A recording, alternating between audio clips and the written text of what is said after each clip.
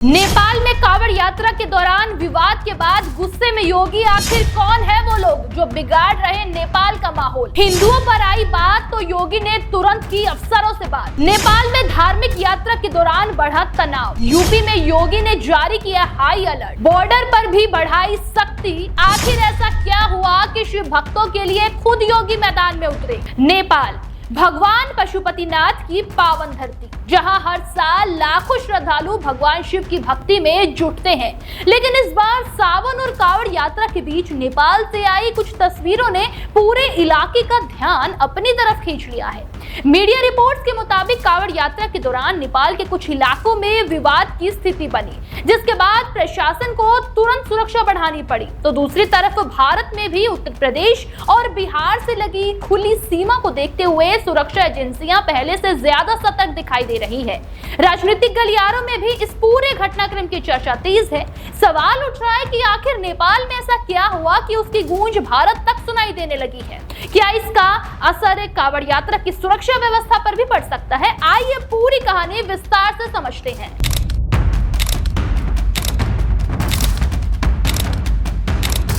नमस्कार, मैं हूं आपके साथ बबली।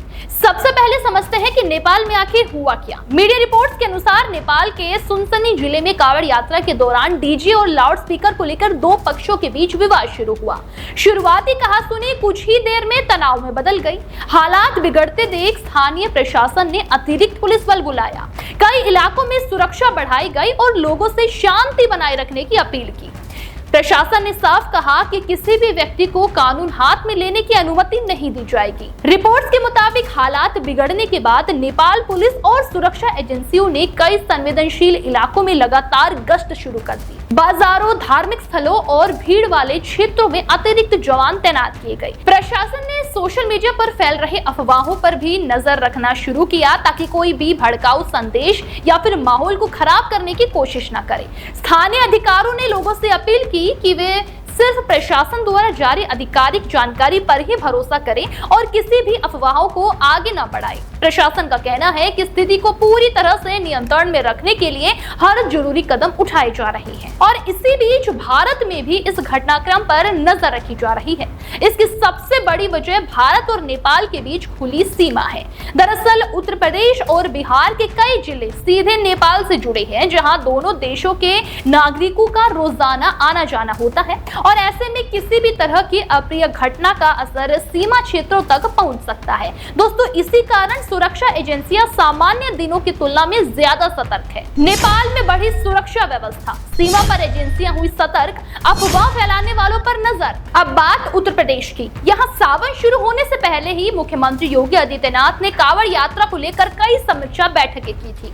अधिकारियों को साफ निर्देश दिए गए कि यात्रा के दौरान सुरक्षा, यातायात, साफ सफाई, स्वास्थ्य सेवाओं और कानून व्यवस्था में किसी भी तरह की लापरवाही नहीं होनी चाहिए। दोस्तों, पूरे कांवड़ मार्ग पर पहले से ही व्यापक सुरक्षा इंतजाम लागू किए जा चुके हैं। उत्तर प्रदेश में इस बार कांवड़ यात्रा के लिए बड़े लेवल पर तैयारियां की गई है।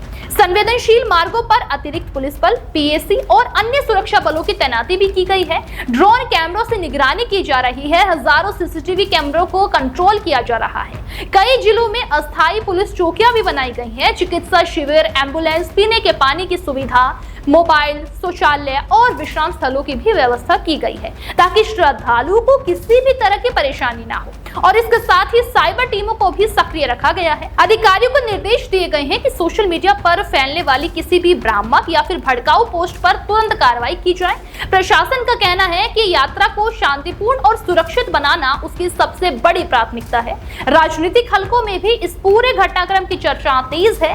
कुछ विशेषज्ञों का मानना है कि नेपाल की घटना के बाद सीमा से जुड़े राज्यों में अतिरिक्त सतर्कता स्वाभाविक है, तो दूसरी तरफ सरकार समर्थक इसे योगी सरकार की पहले से बनाई गई सुरक्षा रणनीति की मजबूती के रूप में देख रहे हैं। कांवड़ रूट पर ड्रोन की नजर, सीसीटीवी से हर गतिविधि पर निगरानी, श्रद्धालुओं की सुरक्षा सबसे बड़ी प्राथमिकता। दोस्तों, नेपाल सरकार ने भी साफ किया है कि कानून व्यवस्था बिगाड़ने वालों के खिलाफ सख्त कानूनी कार्रवाई की जाएगी। मीडिया रिपोर्ट्स के अनुसार स्थानीय प्रशासक लगातार धार्मिक संगठनों और समुदाय के लोगों से बातचीत कर रहा है ताकि माहौल सामान्य बना रहे। तो दूसरी तरफ भारत की सुरक्षा एजेंसियां भी सीमा से जुड़े इलाकों की गतिविधियों पर नजर बनाए हुए हैं और दोनों ही देशों के बीच नियमित समन्वय की व्यवस्था पहले से मौजूद है और जरूरत के अनुसार सूचनाओं का आदान प्रदान भी किया जाता है। इस पूरे घटनाक्रम के बीच एक और बात चर्चाओं में है। आपको बता दें, राजनीतिक विशेषज्ञों का कहना है कि उत्तर प्रदेश में 2027 के विधानसभा चुनाव से पहले भाजपा आस्था, सुरक्षा और कानून व्यवस्था से जुड़े मुद्दों पर लगातार सक्रिय दिखाई दे रही है।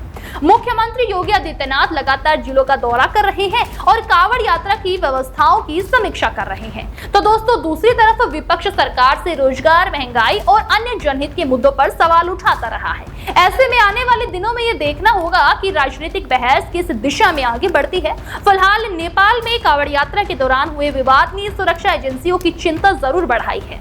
हालांकि प्रशासन का कहना है कि हालात नियंत्रण में है और स्थिति सामान्य बनाने के प्रयास जारी है। भारत की तरफ से भी सीमा क्षेत्रों और कांवड़ मार्गों पर पहले से लागू सुरक्षा व्यवस्था के बीच लगातार निगरानी जारी है।